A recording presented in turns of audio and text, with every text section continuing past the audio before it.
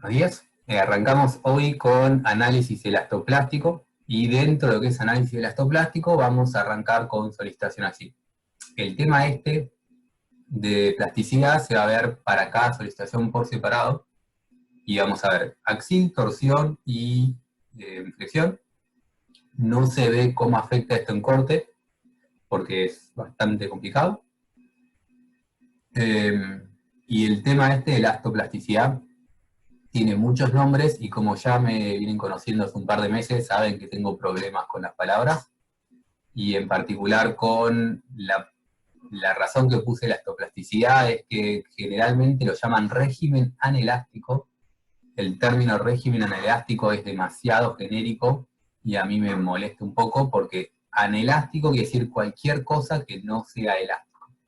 Demasiado genérico y nosotros no vemos anelasticidad en general, lo que vemos es un régimen elastoplástico y dentro de lo que es la plasticidad, vemos la plasticidad más simple que existe.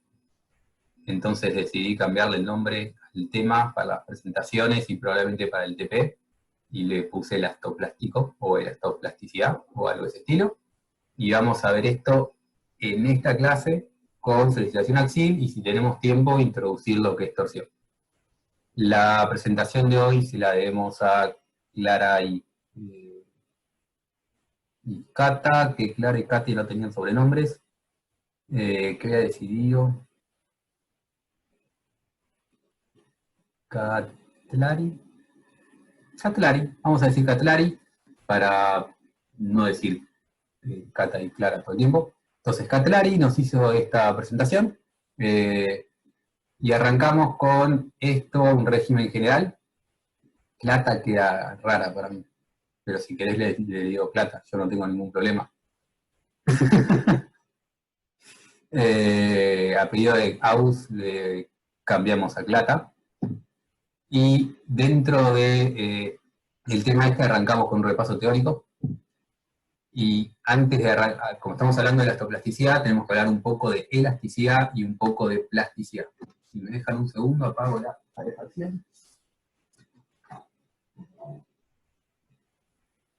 Y como arrancamos con elasticidad, les pregunto, ¿ustedes saben lo que es elasticidad? ¿Qué quiere decir que un material es elástico?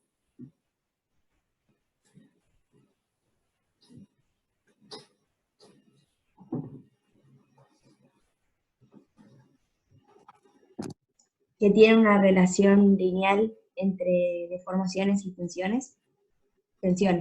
Eso quiere decir elástico lineal. Que Y que es cuando, lo que dijimos. ¿Te escuchó? y que cuando lo descargas vuelve a su estado anterior. Exacto. Esa es una mejor definición de lo que es elasticidad. Es un material que cuando se descarga vuelve a su estado anterior. Y por lo tanto podemos tener elasticidad no lineal con esta forma, que hay una relación entre sigma y epsilon, pero es una relación no lineal. Cuando cargo, sigue esa relación, y yo cuando descargo, tengo que volver por la misma curva. Volver por la misma curva quiere decir ir al estado anterior. Se va moviendo únicamente sobre esa curva. Elasticidad es carga y descarga, va siempre por la misma curva. En el particular caso de elasticidad lineal, que también se llama ley de Hooke, esta relación la tenemos sobre una recta. Es decir, cuando cargo, voy para allá, cuando descargo, voy para allá, pero siempre me muevo sobre esta recta. Cargo y descargo. Esto es lo que íbamos tratando hasta ahora, elasticidad lineal. Lo que le tenemos que agregar ahora es plasticidad. Y arrancamos con lo que es plasticidad independientemente de la elasticidad, con lo que algunos llaman plasticidad perfecta, que también se suele llamar material rígido plástico, que son materiales completamente rígidos, que no se deforman hasta cierto valor de tensión, y a partir de este valor de tensión, se deforman libremente sin aumentar su tensión. O sea, no pueden soportar más carga que esta, y a partir de acá, deforman libremente. Y vemos claramente que para un material rígido plástico o perfectamente plástico, no hay relación entre sigma y epsilon. Sigma puede ser entre 0 y este valor, entre 0 y ese valor que no tiene nombre, puede ser cualquier cosa, para epsilon igual 0, y para epsilon mayor a 0, sigma tiene que ser necesariamente este valor. Entonces perdemos una linealidad, no tenemos una relación entre tensión y deformación. Si juntamos estos dos comportamientos, llegamos a lo que es elastoplasticidad lineal o elastoplasticidad ideal, que es el material elastoplástico más simple que existe, y es asumir un régimen elástico, es decir, siempre y cuando mi tensión sea menor a esta, estamos en un régimen elástico. Y ahora sí, esta tensión la nombramos tensión de fluencia y definimos fluencia como el punto en donde mi material deja de ser elástico. La fluencia es el límite de la elasticidad. Si estoy debajo de la fluencia, es elástico. Cuando llego a la fluencia, estoy en régimen plástico y nunca puedo estar arriba de la fluencia. Mi material nunca puede tener una tensión mayor a mi sigma de fluencia. Entonces, si estoy en una tensión menor a esa, estoy en un régimen elástico. Cuando llego a esa tensión, si yo quiero seguir cargando, si yo quiero seguir deformando, mi material agarra este comportamiento y genera deformaciones sin aumento de tensiones. Y por lo tanto, cuando entro en esta etapa, que también se conoce como régimen plástico, cuando entro en el régimen plástico, pierdo mi relación sigma epsilon. Porque para el mismo valor de epsilon corresponde, perdón, para el mismo valor de sigma de fluencia, corresponden distintos valores de epsilon. Por lo tanto, no hay una relación entre tensión y deformación, la perdí, eso me complica bastante la vida, y de alguna manera tengo que solventarlo. Entonces, si yo voy cargando de esta forma, esta parte es perfectamente elástica y es lineal, esta parte es perfectamente plástica, y estamos en un caso simple porque el material o es elástico o es plástico, perdón, o está en el régimen elástico o está en el régimen plástico, y una vez que yo llegué a un régimen plástico, si yo descargo, mi material descarga siguiendo una recta igual a la recta del régimen elástico. Y es por esto que se dice que la descarga es lineal. Sería más correcto decir que la descarga es idéntica a la carga elástica. Pero decir todo esto es confuso. Entonces vamos a decir que nuestra descarga es lineal. Porque asumimos, estas son todas, es una hipótesis del modelo, que mi material descarga igual de como carga inicialmente en la parte elástica. Entonces, elástica lineal, plástica perfecta, y la descarga es lineal. Dentro de este diagrama podemos adicionalmente mencionar distintos tipos de deformaciones. Ante este ciclo, lo que tuve es una deformación residual. El material, cuando llega a tensión nula, queda deformado, y esta deformación residual es mi deformación plástica, que es cuánto deformó de forma permanente el material, y la parte de la deformación que se recupera cuando se descarga es la parte elástica de la deformación. Es decir, cuando yo cargué desde cero, cargué hasta acá y seguí deformando, en este punto tengo una deformación total que vale esta, y esa deformación total tiene una parte elástica que se puede recuperar, y una parte plástica que ya es irrecuperable, quedó deformado por el resto de su vida. Entonces, Felipe, una pregunta. Dale. Entonces, una vez que pasa el punto del sigma de fluencia, ¿ya no puede tomar más tensión el material? Exacto, es la tensión máxima que puede soportar. A partir de este momento, tu material se transforma en un chicle, digamos, y se deforma libremente, se estira todo lo que vos quieras, sin tomar más carga. Ah, perfecto. Gracias. Nuevamente, esto no es exactamente cómo trabajan los materiales, es un modelo material. Un modelo material es una propuesta para simplificar el comportamiento material, y este modelo material aplica bastante al caso de aceros, no aplica tanto a otros materiales, pero como es un modelo simple, es un modelo que se usa bastante, y se usa inclusive este tipo de modelo para modelar hormigón, por más que el hormigón no lo siga, porque es fácil simplificar las cosas como una recta. Existen modelos más complicados y queremos hacer las cosas de forma más correcta. Pero no estamos asumiendo que carga perfecto, mete fluencia, y si descarga, descarga libre. Entonces, una vez que llegamos a este punto, como dijimos antes, como nos dice acá, como habíamos dicho, Clata, como nos dice Clata, al alcanzar este punto, al alcanzar la tensión de fluencia, deja de ser válida la ley de Hooke, porque si yo estoy parado en este punto, por ejemplo de acá, no puedo establecer una relación entre sigma y epsilon unívoca. Unívoca, para la gente que no recuerda matemática, quiere decir que no existe un valor de sigma para un valor de epsilon. La función deja de ser biyectiva. Eso genera ciertas dificultades. Y en principal para nosotros deja de ser válida la ley de Hooke. Y por lo tanto deja de ser válido lo que es superposición de efectos, porque perdimos una linealidad. Si no tenemos una linealidad, el problema es no lineal. Si el problema es no lineal, no podemos hacer superposición de efectos. Y acá entramos con mi segundo problema con las palabras. Cuando Clata hizo esta presentación, de forma muy correcta, porque es lo más común, dijo el principio de superposición de efectos, y siempre me molesta cuando ponen esa palabra principios, lo hace todo el mundo, están en muchos libros, porque no es un principio. Los principios son otra cosa. La gente que enseña estas cosas se olvidó lo que es la física. No es un principio, es una consecuencia de la linealidad. Si tu problema es lineal, como consecuencia podés separar efectos. Es álgebra básica, no es un principio que se postula. Si tu problema no es lineal, no se puede hacer superposición de efectos. No podés separar las variables si las variables dependen entre sí.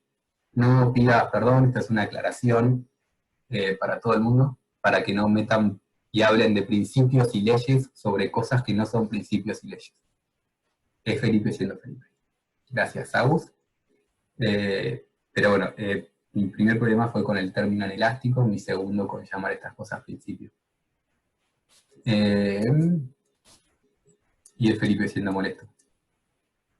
Bien, ¿alguna duda hasta acá de lo que es el comportamiento elastoplástico? Porque esto que estoy hablando con sigma y epsilon va a ser exactamente igual con tau y gamma, o tau y epsilon transversal para torsión, y va a ser exactamente igual para flexión. Entonces no vamos a entrar en tanto detalle cada vez que presentamos las nuevas solicitaciones. Esto que estamos hablando acá es, en general, lo que es más o menos un comportamiento simple elastoplástico. ¿Dudas? Yo tengo una duda, Felipe. No. Habíamos visto en clase una vez, cuando vimos los diagramas reales del acero, que se usaba tipo la plasticidad para que aguante más tensión, pero en este caso como que no te estaría dando nada, ¿o no? No aguanta más tensión en la plasticidad. Sí te puede aguantar más solicitaciones, pero no más tensión. La tensión máxima es esa. Sí, la estructura puede resistir más carga, que es distinta. Y ahora vamos a ver en el caso de, o sea, tenés que tener algún tipo de hiperestaticidad para poder resistir más carga, y el concepto de hiperestaticidad se empieza a ampliar, porque lo que era isoestático en régimen elástico puede llegar a ser hiperestático en régimen plástico, pero tenés que tener algún tipo de hiperestaticidad para que tu estructura resista más carga. No resista más tensión, la tensión límite es fluencia, pero sí la estructura resista más carga. ¿Sí? Felipe. ¿Sí? Ah, no se me escuchaba. No era, perdón, así, todo así, y después pancita, y esto no es más tensión. Sí, pero eso Acá. ya te fuiste de lo que es plasticidad. Voy a hacerte... Ah, ok. Yo pensé que entraba todo ahí. Vos Tranqui. tenés No. un régimen elástico. Fluencia que tiene unas fluctuaciones ahí porque disloca tu acero. Y este diagrama es solo acero, no es todos los materiales. Y después lo que tenemos acá, eso se llama endurecimiento. La tensión de fluencia Ah, empieza a aumentar y se llama endurecimiento.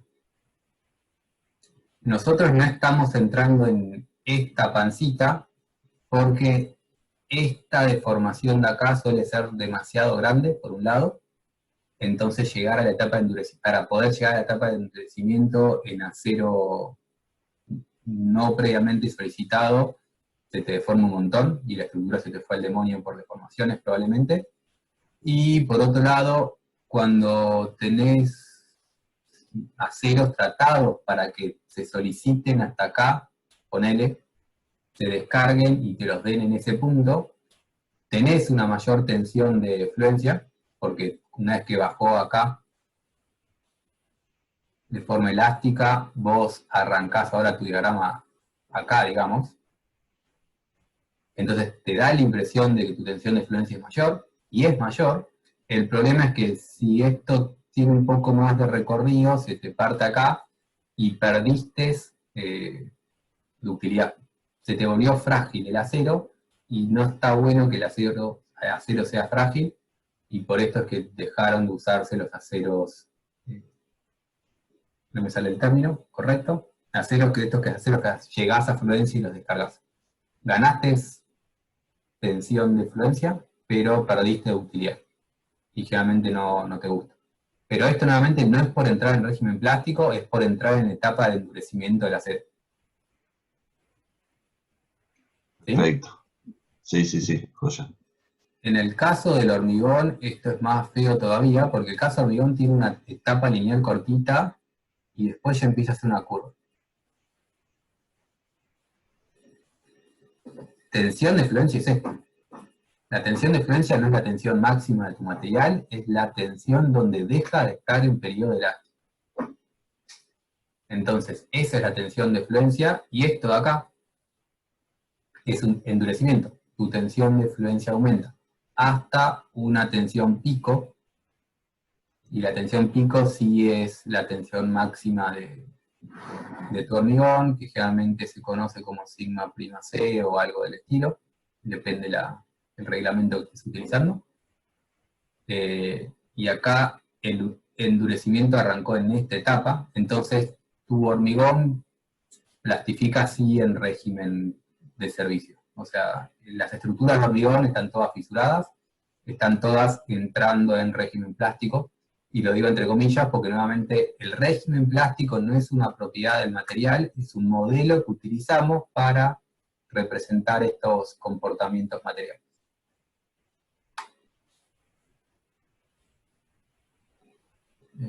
Pero el reglamento te permite plastificar, en el caso de hormigón, te permite hacer ciertas cosas para poder aprovechar más la distribución de esfuerzos, pero en general lo que se usa en la plasticidad es para lograr una distribución de esfuerzos y generar que la estructura soporte más carga, no que soporte más tensión.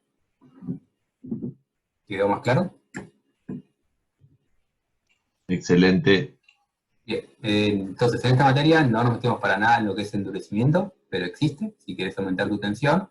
Y mi otra aclaración es que en realidad no solo estamos haciendo esta simplicidad de estar hablando de materiales elastoplásticos que son todas rectitas, sino que adicionalmente tratamos cada solicitación por separado, axil, torsión y flexión, y no las juntamos, porque en realidad el momento donde se alcanza la fluencia es por el estado tensional en su conjunto. Cuando vieron, por ejemplo, en teoría de estados límites, la tensión de von Mises, esa tensión de von Mises es una teoría de fluencia. Cuando se alcanza ese caso, ese límite, entra en fluencia el acero. Entonces, en realidad el acero entra en fluencia por combinación del estado tensional, solo que se vuelve muy complicado y por eso no lo vemos, lo menciono para que lo sepan. si tienen axil y torsión al mismo tiempo, no los pueden tratar por separados, porque el problema no es lineal, y tienen que hacer cosas, comparar fornices y ver cómo funciona eso. Y la otra aclaración, si tienen axil y flexión al mismo tiempo, tienen un solo sigma, pero el problema no es lineal, entonces, si tienen flexión compuesta, lo vamos a ver después, no pueden separar axil y separar flexión de forma independiente. Recuerden que si entró en régimen plástico, ya no es lineal, no pueden hacer superposición de efectos. Continuamos entonces con el repaso teórico y empezamos, ahora sí, lo anterior era puntual, era general de lo que es la plasticidad, nos metemos ahora encarándolo un poco más axil, aunque la mayoría de estas cosas son genéricas, y arrancamos definiendo la carga que vamos a llamar PE, P sub E, que va a ser la carga del límite elástico o de encuentro plástico. Y para seguir siendo molesto con las palabras, hay mucha gente que esta carga la llama la carga elástica, y también me molesta bastante porque es la carga del límite elástico o la carga del encuentro plástico, cuando empieza a plastificar. Cualquier carga menor a esa, en mi mente, es una carga elástica. Entonces, no me agrada y no me parece muy feliz llamar a esta carga elástica. Es la carga de encuentro plástico o la carga del límite elástico. Cuando ustedes resuelvan el ejercicio, medio que resuelvanlo como ustedes quieran, y si están en un final, pongan el nombre que quieran, pero después definan correctamente qué es esta carga, porque si no, no se llega a tal vez entender bien el concepto. Entonces, PE es la carga en la cual empiece la plastificación, es la carga máxima en donde mi material se comporta de forma elástica. Y por lo tanto es la carga que hace que la primer fibra, que el primer punto de mi sección llegue a la tensión de fluencia. Es donde empieza la plasticidad. Y por separado vamos a definir la carga de colapso, que ya la palabra colapso les da un poco de información, que es la carga que hace que la estructura se transforme en un mecanismo. Esto quiere decir la carga máxima que puede soportar mi estructura. Porque si se transformó en un mecanismo, no puede tomar más carga. Un mecanismo empieza a moverse, a trasladarse, y deja de tomar carga. Entonces, P sub E es la carga máxima elástica o de encuentro plástico, y P sub C es la carga del colapso, la carga máxima que puede soportar mi estructura.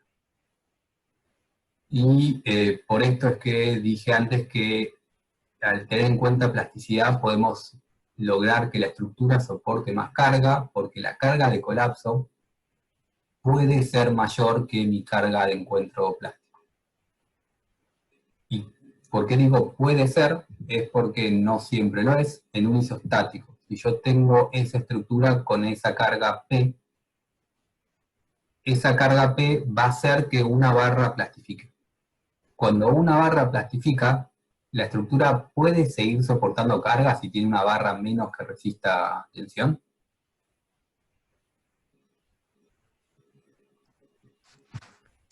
Sí, puede. Sí, me dice que sí puede. Asumamos que B1 y B2 tengan el mismo área, o sea, esto tiene un área A, esto tiene un área A.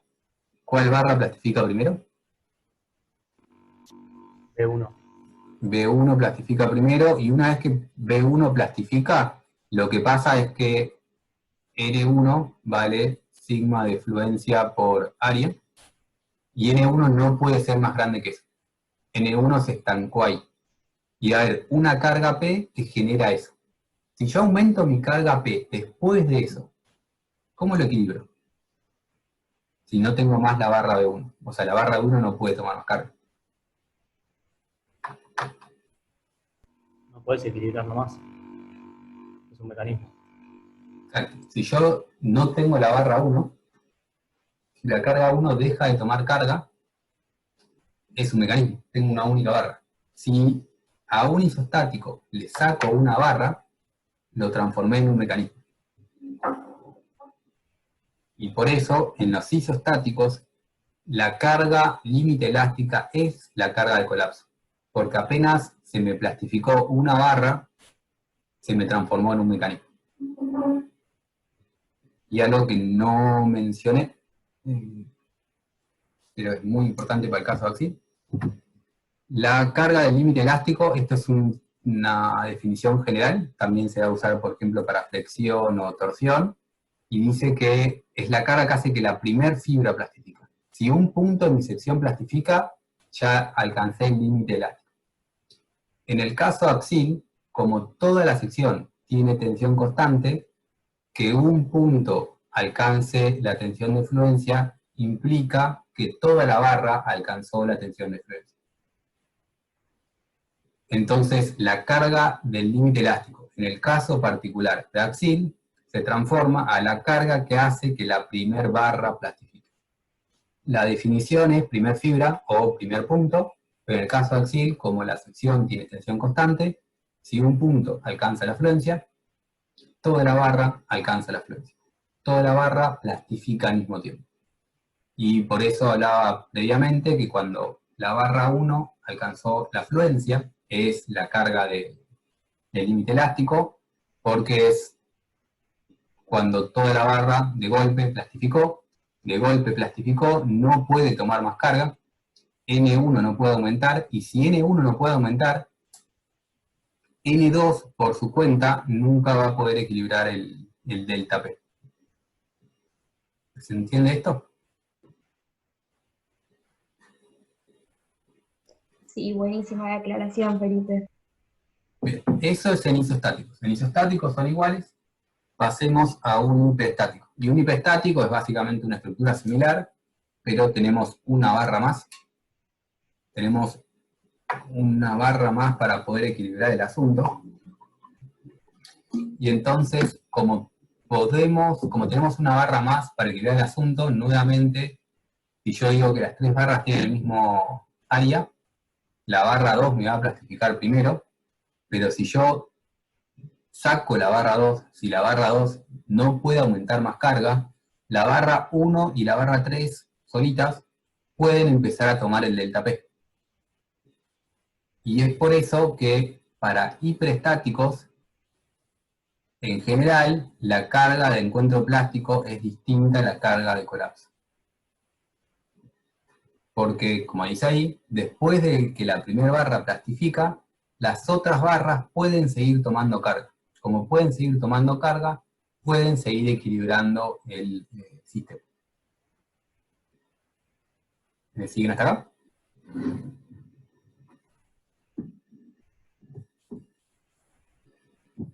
Si me siguen hasta acá, esto de acá. Sí, te seguimos. Ya me olvidé cómo lo habíamos llamado, Agus. Clata. Clata nos pregunta, creo que era Clata, no me acuerdo. Sí, Clata perfecto. nos pregunta, ¿habrá hiperestáticos donde esto no se cumpla? Y cuando dice esto es, ¿habrá hiperestáticos donde PE no sea distinto de la P de colapso? ¿Siempre son distintos?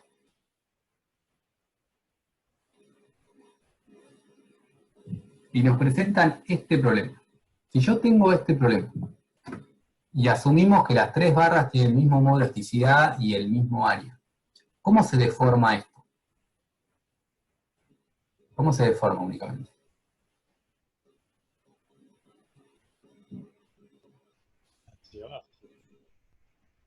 Escuché una palabra muy bajita y no entendí.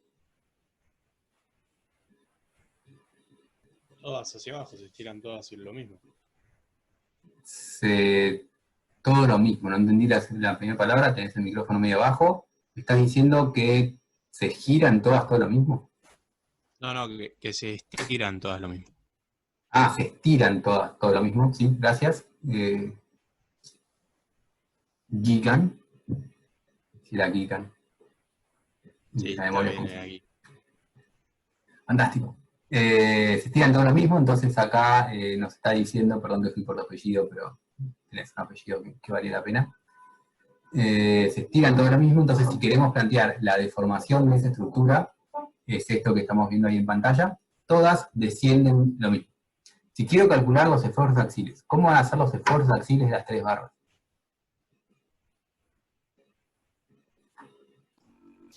P sobre 3.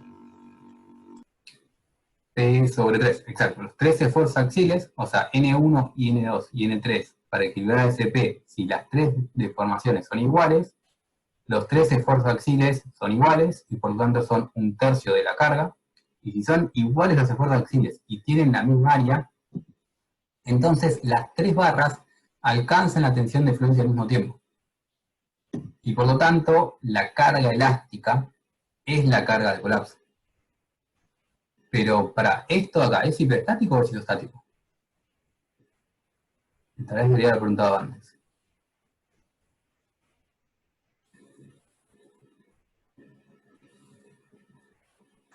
Verticalmente es hiperestático, pero globalmente no. Sí, a cargas horizontales es isostático, no es hipo, es iso. A cargas verticales es hiperestático. Esta carga que estamos solicitando es vertical, y por tanto para esta carga el problema sería un hiperestático. Entonces, pensaríamos tal vez que va a pasar esto, que voy a tener una carga elástica y después voy a poder seguir cargando, pero vemos que en este caso particular no se da. Entonces, en la filmina anterior, donde decía que la carga de encuentro plástico es distinta a la carga de colapso, habría que poner generalmente la carga de encuentro plástico es distinta a la carga de colapso. Puede ser igual, es raro que lo sea, pero pasa ciertos casos que son iguales. Si no son iguales, tiene que sí o sí ser un hiperestático, y tiene que sí o sí esta ser mayor que esta, obviamente. Entonces, Clata nos recuerda, conclusión, no en todos los hiperestáticos van a quedar barras suficientes para lograr el equilibrio, y por lo tanto, tomar cargas mayores que la P de encuentro plástico. No es que a mí también me sale decir carga elástica, y eso es por años de que la gente dijo carga elástica, y entiendo que ustedes me digan carga elástica, siempre y cuando entendamos que no es elástica, es el límite elástico.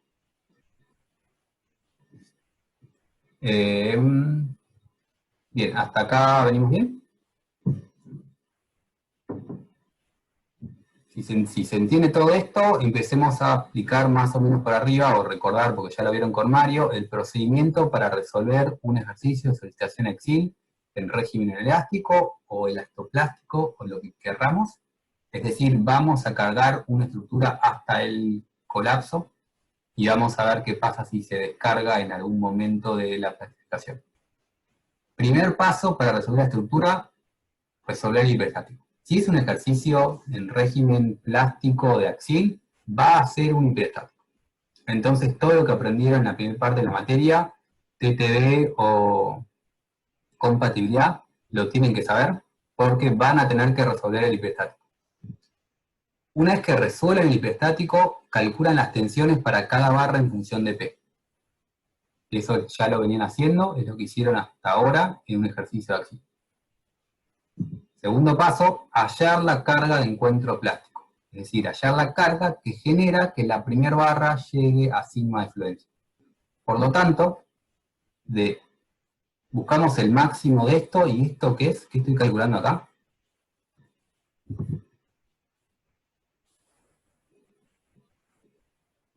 ¿Qué es el máximo de esto? El PE. El P va a salir de esta ecuación. Yo estoy preguntando qué es esto acá. Es una teoría de estado límite de la máxima tensión normal. Sí, la verdad que sí, no es la respuesta que esperaba, pero correcto. En el caso de axil igual, si querés hagan el chequeo, pero en el caso de axil todas las teorías dan todo lo mismo. No hay diferencia porque están en un estado uniaxial con una única tensión. Lo que esperaba es que estábamos buscando entre las 3 barras la mayor tensión.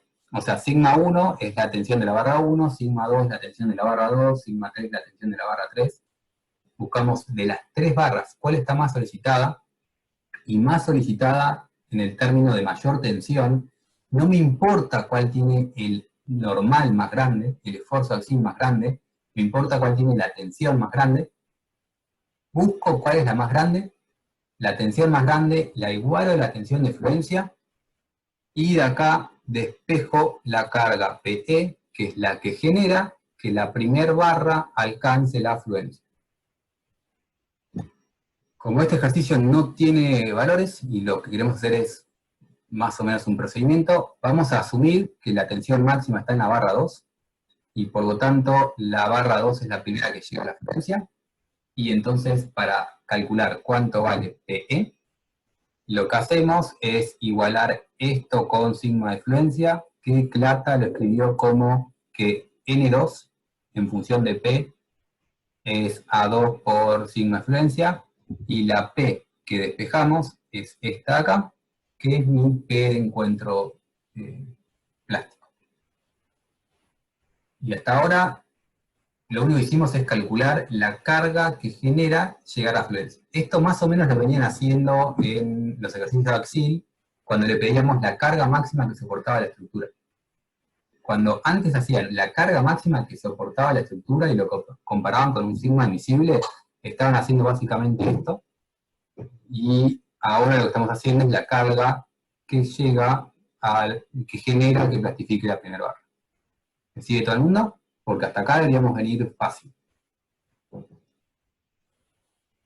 Bien, tenemos la carga que llega a fluencia. Si tenemos la carga que llega a fluencia, pasamos al tercer paso, que es hallar la carga de la carga de colapso de la estructura, y en esta materia nos vamos a restringir a hiperestáticos de grado 1. En estabilidad 3 van a ver qué pasa si tienen mayor grado de hiperestaticidad, que no es más difícil, es simplemente más largo, porque tienen que hacer más pasos, es la misma idea, pero en esta materia nos restringimos a hiperestáticos de grado 1. Y entonces, para resolver la carga de colapso de un hiperestático, lo que tenemos son dos opciones, la opción 1 y la opción 2, para ser originales. No es la 1 mejor que la 2, personalmente me gusta más la primera, pero cada uno hace la opción que más le gusta. Voy con la opción 1 para calcular carga de colapso. Reemplazo la reacción de la barra por la fuerza de fluencia de esa barra. Es decir, la barra 2 fue la barra que entró en fluencia en el paso anterior. Entonces le pongo como reacción sigma de fluencia por el área de la barra. ¿Por qué hago esto? Porque de esta manera clavé esta barra en la tensión de fluencia. Para cualquier valor de PC, esta barra quedó con tensión de fluencia, que era la tensión máxima que tenía antes, y es la tensión que va a tener para cualquier carga mayor a P sub E. Cuando tengo esto, ahora resuelvo esta estructura, y esta estructura es un isostático. Entonces, debería ser fácil de resolver si recordamos estabilidad 1. Es un isostático, resolvemos el isostático, calculamos las tensiones de la barra 1 y la barra 3, y buscamos nuevamente la mayor tensión. Esto es sigma 1, esto es sigma 3, nos fijamos cuál es más grande, la igualamos a la tensión de fluencia, y despejamos la carga de colapso. Esta es la opción 1. ¿Se entendió la opción 1? ¿Alguna duda con la opción 1? No, se entendió. Bien, a mí me gusta la opción 1 porque es un poco más directa, no tiene más pasos. De una, sacamos el valor de la carga de colapso sin tener que hacer tensiones aditivas y cosas un poco más complicadas. Esto es lo que me gustó a mí porque me parece más directo. La opción 2 es hacer escalones de carga con delta P, y es quitar la barra o quitar el apoyo de la barra, o sea, sacar este apoyo o sacar la barra, es todo lo mismo. Entonces, hay quienes sacan el apoyo y hay quienes sacan la barra, que nuevamente es lo mismo, porque una barra sin un apoyo es una barra que está totalmente al pedo, entonces la pueden sacar, la dibujan o no, según lo que quieran.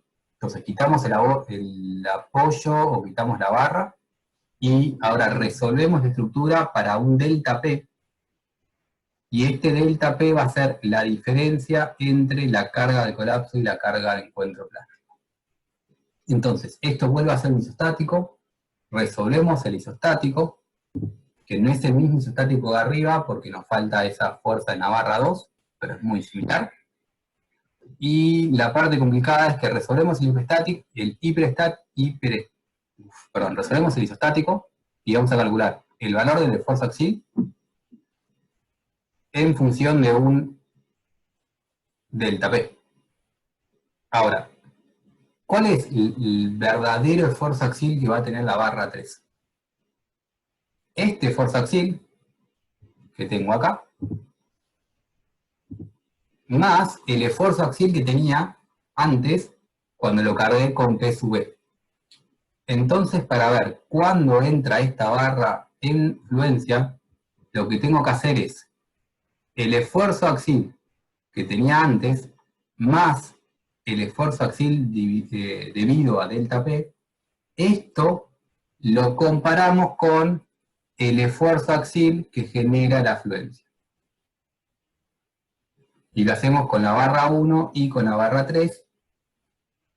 Despejamos ahora delta P, y tenemos un delta P que genera que la barra 3 entre en fluencia, y un delta P que genera que la barra 1 entre en fluencia.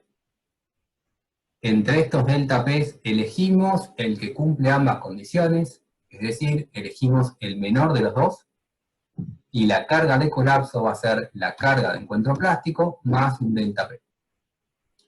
Beneficios y contras de cada opción. En la opción 2, el único beneficio es que no tenemos esta carga, entonces es un poquitito más simple de resolver el isostático. La contra es que tengo que empezar a agregar algo del paso anterior con algo de este paso. Sí, como dice acá Cata, explico esto, claramente la gente dice, no, vamos con la opción 1.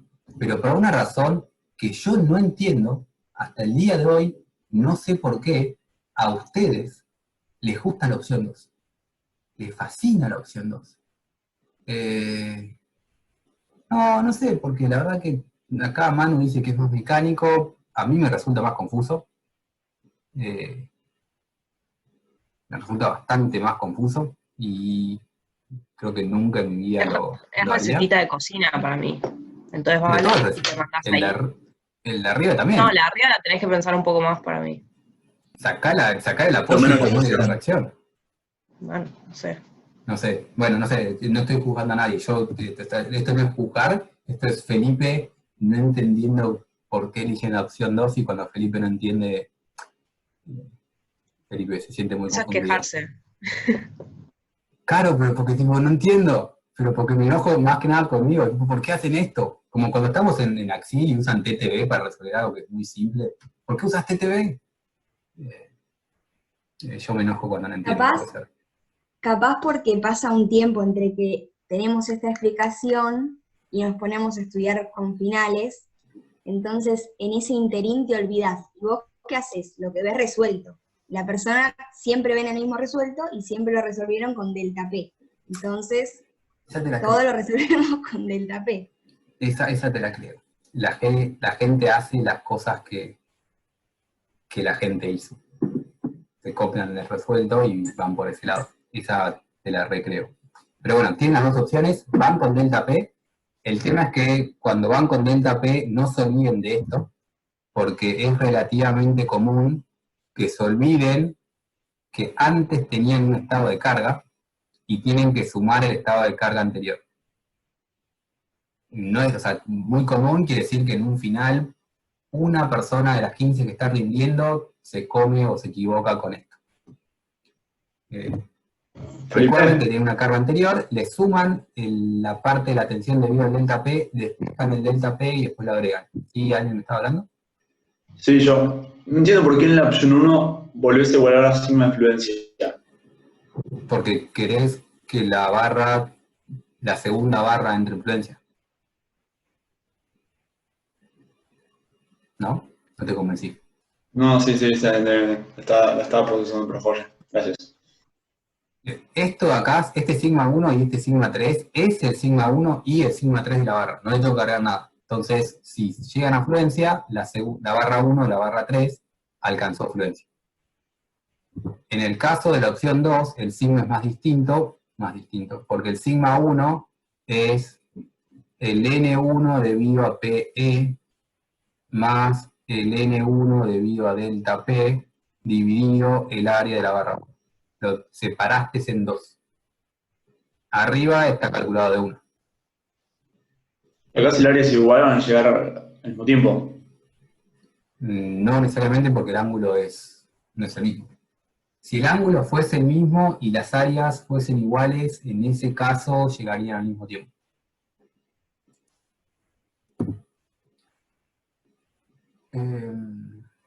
Bueno, son las dos opciones para hacer el siguiente paso, para ver qué pasa después de la elasticidad.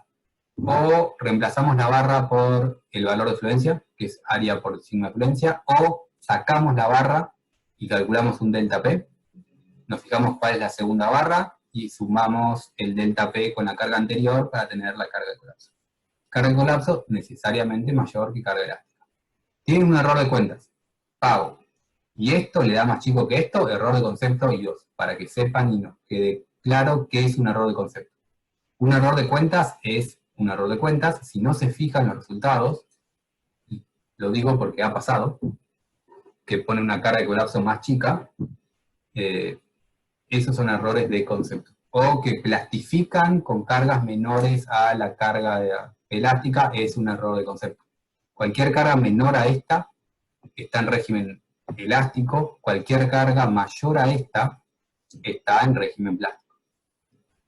Esos son errores de concepto. Bien, último tema teórico antes de arrancar el ejercicio. ¿Qué pasa si descargo? ¿Qué quiere decir descargar? Descargar en realidad quiere decir sacar la barra. Vuelvo un segundo para atrás. Lo que yo tenía era una carga para abajo. Descargar en realidad es sacar esta carga. Pero en vez de sacar esta carga, lo que solemos hacer o pensar es poner una carga en dirección contraria, de forma que esta carga, más la carga que le puse antes, me dé 0, es decir, sacar la carga.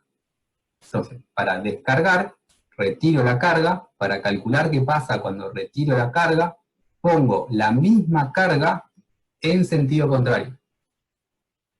Y ahora tengo que calcular el comportamiento de estas barras con una carga en sentido contrario, y esta carga, para que tenga sentido y chiste, tiene que ser mayor a la carga elástica, porque si no estuve siempre en el estado elástico y estábamos en el TP anterior. Como estamos en régimen elastoplástico, descargo con una carga mayor a la carga elástica. ¿Cómo descarga esto? Elásticamente y ya tenía las relaciones con P y ya está. Exacto. Esto descarga de forma elástica, que muchas veces decimos la descarga es lineal. Me gustó más la respuesta de Gonzalo. La respuesta es elástica, y por lo tanto son las mismas relaciones que calculamos en el primer paso. No tengo que volver a resolver la estructura. Ya sé cuál es la relación entre los esfuerzos axiles y la carga. Calculo los valores sigma 1, sigma 2 y sigma 3, y no me sorprendo cuando la tensión supere la tensión de fluencia. Y sí me sorprendo si no la llega a superar. Una de esas tres tiene que ser necesariamente mayor a fluencia si estoy descargando con una carga mayor que la carga que alcanza la fluencia. Entonces, nuevamente, si uno de estos tres no me dio mayor a esto, es un error de concepto. Y si los tres me dieron mayor a esto, está mal y es un error de concepto. ¿Te escucho? Sí, perdón. P de descarga. Lo más grande, mientras que no sea más que colapso. Exactamente. Si queremos ponerlo correctamente, esta P de descarga necesariamente tiene que ser menor a la P de colapso, porque si no, no puedo descargar algo que no pueda alcanzar. Y para que tenga sentido y chiste, es el que tenga que ser mayor a la P de encuentro plástico. Esto de acá, que digo sentido y chiste, porque si no me mantuve en régimen elástico, para que estoy dando tantas vueltas. Entonces, esa P descarga puede ser cualquier cosa entre esos dos límites. Muchas veces fijamos como una descarga el promedio de P sub B y P sub C, pero puede ser cualquier cosa entre esos límites. Y nuevamente lo que tiene que pasar es que al menos una barra llegue a fluencia, perdón, lo que tiene que pasar es que solo una barra supere el valor de fluencia. Si no pasa eso, están haciendo en algún lugar algún error de cuentas. Capaz que el método 2 para eso, es bueno porque ya te sale la PD directamente. Pero es que siempre te sale. O sea, esta que vi acá, perdón, esto es para calcular la carga de colapso, no es para calcular la carga de descarga. Cierto, La carga de descarga puede ser cualquier cosa, puede ser un ejercicio que te pida la carga de colapso, ponele, vamos a inventar números. Calculé este, me dio 3. Calculé este, me dio 5, y puede haber un ejercicio que te diga cargar y descargar con 4,8. O sea, la carga de descarga puede ser cualquier cosa entre 3 y 5. Sí, perfecto. Bien. Perfecto. Entonces, sigo por acá. No nos sorprendemos cuando pasa esto. Y ahora, esto es las solicitaciones de descarga, lo que llamamos solicitaciones o tensiones residuales, es qué pasa después de que saqué la carga. Esto de acá me está dando únicamente información de qué está pasando mientras descargo, pero el estado final es la carga más la descarga. Hay gente que pone menos, pero si yo ya puse esto con signo contrario, acá tiene que ir un más. Hay gente que cuando habla dice que el residual es la carga menos la descarga, porque está queriendo decir que esta descarga es en sentido contrario a la carga. A mí me gusta ponerle el más abajo y ponerle el menos arriba. Mientras ustedes sepan lo que hacen, ahí sí hagan lo que quieran, no me cambia nada. Y a ver qué me dijo acá Plata, que no me acuerdo. Estas solicitaciones residuales constituyen... Ah, sí, creo que te lo había agregado yo, inclusive, ese comentario. Una vez que descargué, ¿qué carga me queda acá en la estructura? Cuando descargué, ¿cuál es mi carga externa? Cero. Cero. Cuando yo terminé de descargar, estoy hablando mal hoy, Cuando yo terminé de descargar, quedé sin carga exterior, quedé sin carga externa. Pero la estructura quedó solicitada. Tengo esfuerzos normales, tengo tensiones internas. Eso es lo que se refiere a esta frase de acá. Esas solicitaciones residuales son un sistema de fuerza autoequilibrado. Autoequilibrado porque se equilibran entre sí y no están equilibrando una carga. Es decir, tengo fuerzas exteriores cero, pero internamente tengo solicitaciones. ¿Sí, Patrick? Pero PD no tendría que ser igual a PC para que sea cero. La carga de descarga es la carga, o sea, yo cargué hasta cierto punto y descargué toda esa carga. Ah, entonces no lo cargaste a PC específicamente. Claro, no. Por eso hay algunos ejercicios que lo que te dicen es, vuelve un segundo acá. Esta carga acá vale 3, esta carga vale 5, y lo que yo hubiera dicho es, yo cargo con 4,8 y descargo. Descargo con la misma carga que cargo, pero puedo cargar con una carga distinta a PC. Parece un trabalenguas y parece confuso. Yo descargo con la misma carga que cargo. Siempre la descarga es igual a la carga. Ahora, la carga es mayor a el encuentro plástico y menor a el colapso. Y me gustó muy bien el comentario de Manu, no lo había pensado. Esto acá, que es un sistema de fuerzas autoequilibrado, Manu nos dice bellos recuerdos de montaje, y es muy correcto. Cuando calculaban montaje, no tenían solicitaciones externas, pero el sistema quedaba solicitado. Eso era un sistema de fuerzas autoequilibrado. Nos va a pasar en todas las solicitaciones, para empezar a arruinar chistes, y la diferencia Axil con el resto es que en Axil el juego de qué es elástico y qué no es elástico son las barras. Una barra está elástica mientras la otra plastifica. Y entre esas barras logramos este autoequilibrio. Cuando pasamos a torsión y flexión, la misma sección tiene una parte elástica, una parte plástica, internamente esa sección se autoequilibra. Preguntas antes de que Mati o el ingeniero Zavala o Matías, para molestarlo, arranque el ejercicio. ¿Preguntas?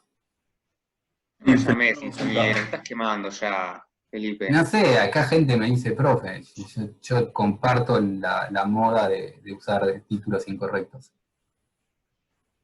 Perdona, ¿estaba alguien hablando aparte de nosotros boludeando? Sí, perdón, Felipe. ¿Va con signo la suma de las normales? Sí, ¿o no? Sí, yo los signos los meto adentro de estas cosas. Esto tiene signo, esto tiene signo. Y siempre nos va a quedar, digamos, comprimido, ¿o no? Si la descarga es mayor. ¿Cómo? ¿Siempre nos queda comprimido o no? Sí, ¿eso se descarga o no? Una barra te va a quedar comprimida, una barra te va a quedar traccionada para equilibrarse entre sí.